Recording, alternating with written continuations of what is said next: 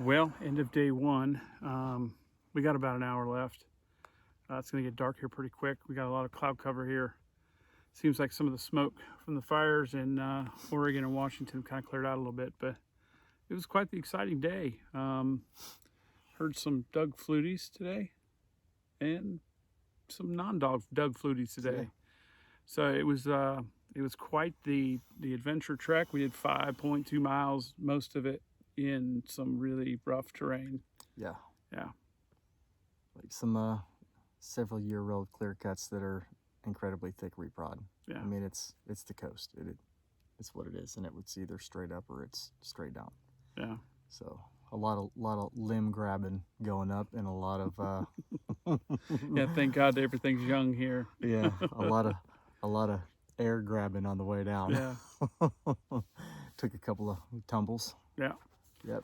But all in all, I mean, the hunt was great today. I mean, it was a good day. It was a good day, and we got down into some stuff that we wanted to take a look at today.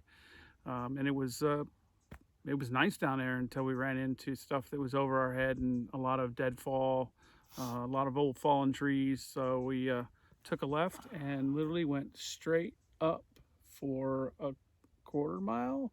It was roughly a quarter mile. Quarter mile straight up. Straight up. Yeah, and then we ran into a bull that decided to play a little bit, and we set up on him, and he kind of went around us. So I got to be the bugler today. Yep. And Aaron got to be the shooter. So that's the way it goes. Half the day. Yeah. But that's the way it goes. You know, you don't always pull them all in.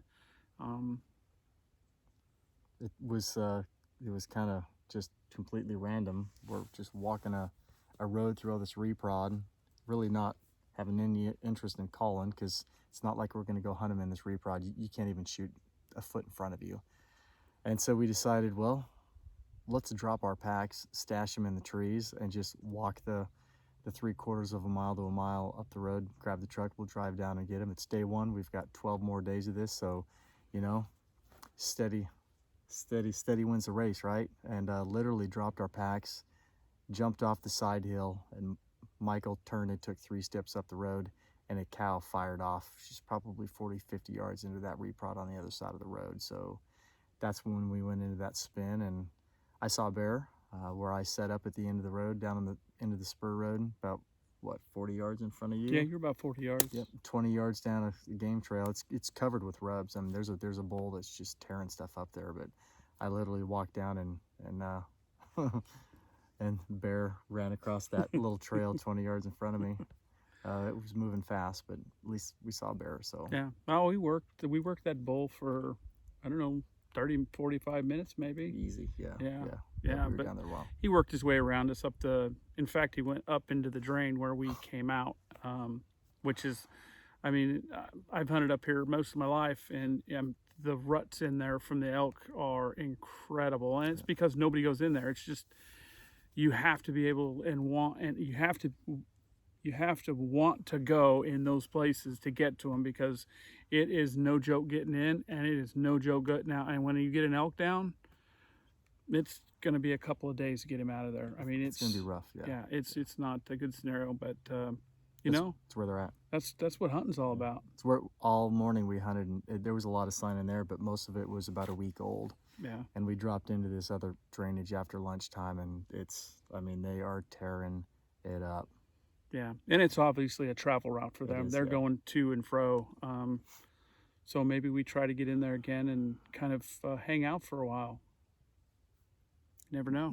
Little East Coast whitetail tactics, and sit on them and sit on them. Let the old bones rest for a few hours. Yeah, I don't mind. But I mean, you got to do whatever tactics dictate. You know, the surroundings will dictate your tactics, and it's just rough terrain. It's either up or down here, and it's all, they go through and thin everything out and just leave everything lying on the ground just so the other trees can grow.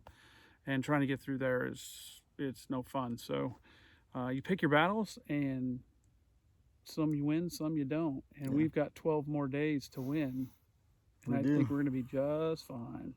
There's plenty of elk here. You know what else we get to do? What is that?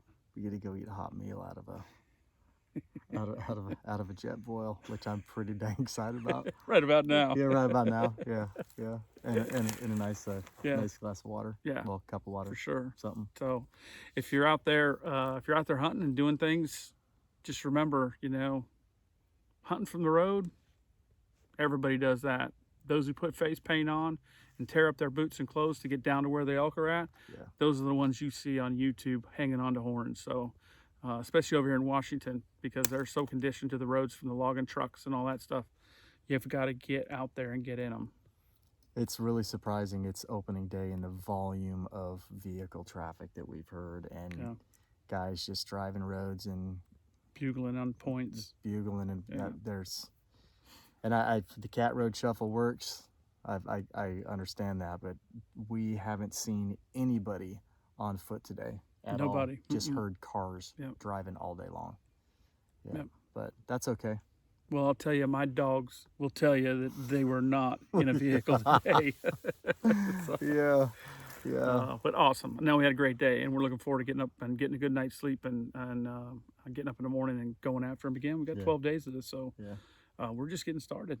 I'm sure you see us at dinner time. Probably. All right, I think I got a date with the front seat of that pickup truck. I think you do too. Okay. All right. We'll see you guys